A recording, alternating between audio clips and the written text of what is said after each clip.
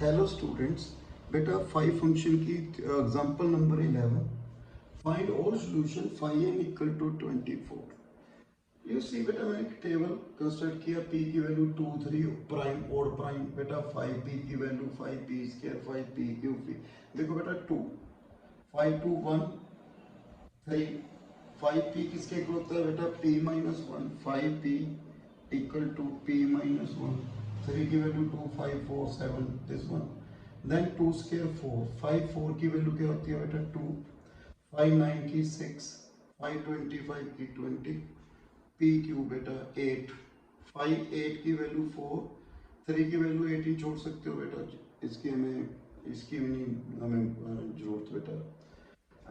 5 2 की पावर 4 16 क्या आ गया 8 एंड आगे 16 इसकी भी नहीं हमें बेटा जरूरत। देन सबसे पहले मैं 24 कैसे बनेगा बेटा 2 इंटू 6। अब देखो हम क्या देखेंगे 2 एक तो 2 ये है बेटा तो 5 3 ठीक है। तो आगे 2 की वैल्यू क्या है ये 5 4 ये 2 कहाँ पर है 2 स्क्वायर ओके। उसके बाद 6 कहाँ है बेटा 7। देखो बेटा ये आपस में क्या है कोप्राइम है म्यूचुअली कोप्राइम है 3 4 7 म्यूचुअली कोप्राइम है।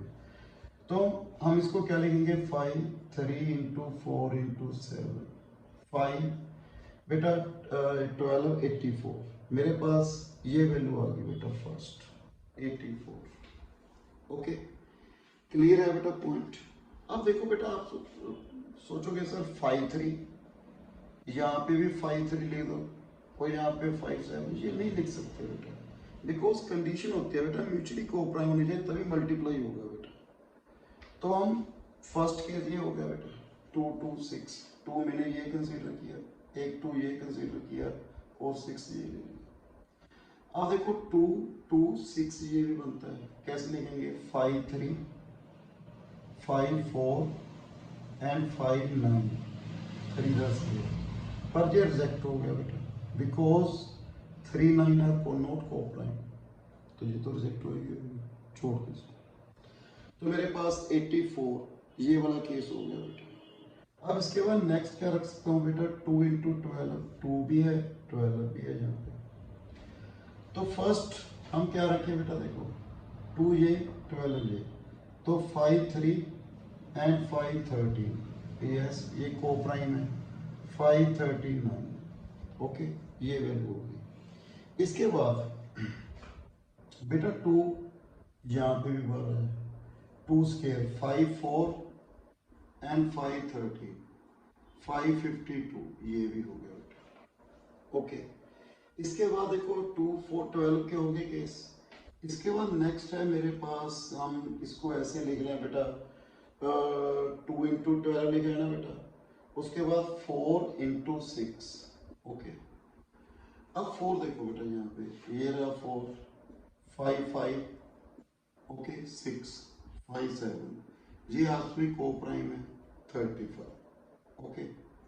इसके बाद 4 मैंने ये कंसीडर किया और 6 ये अब 6 ये ले लो 4 ये ले लो 5 5 ओके एंड 5 9 3 द स्क्वायर 9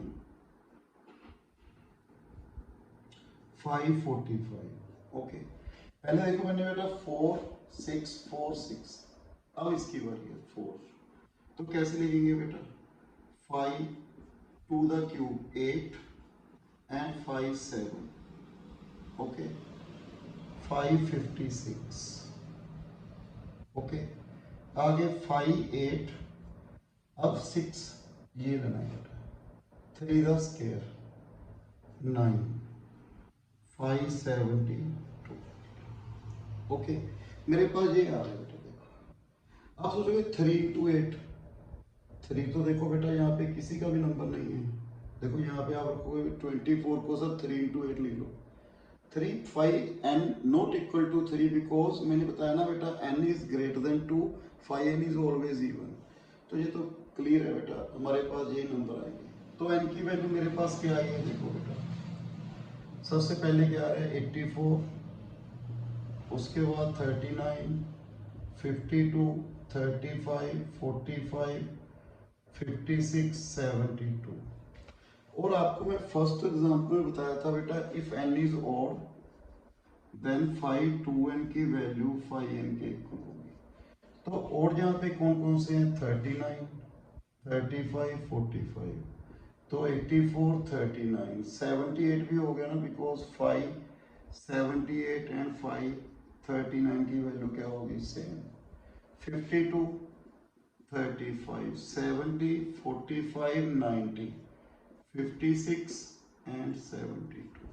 बेटा ये वैल्यूज आ रही हैं इनकी, जहाँ पे क्या आ रहा है बेटा हमारे पास 5n क्या आ रहा है बेटा 24। ओके, नेक्स्ट वीडियो में और भी बेटा एग्जांपल्स और एक इंपॉर्टेंट रिजल्ट की बात करूंगा। So thank you very much.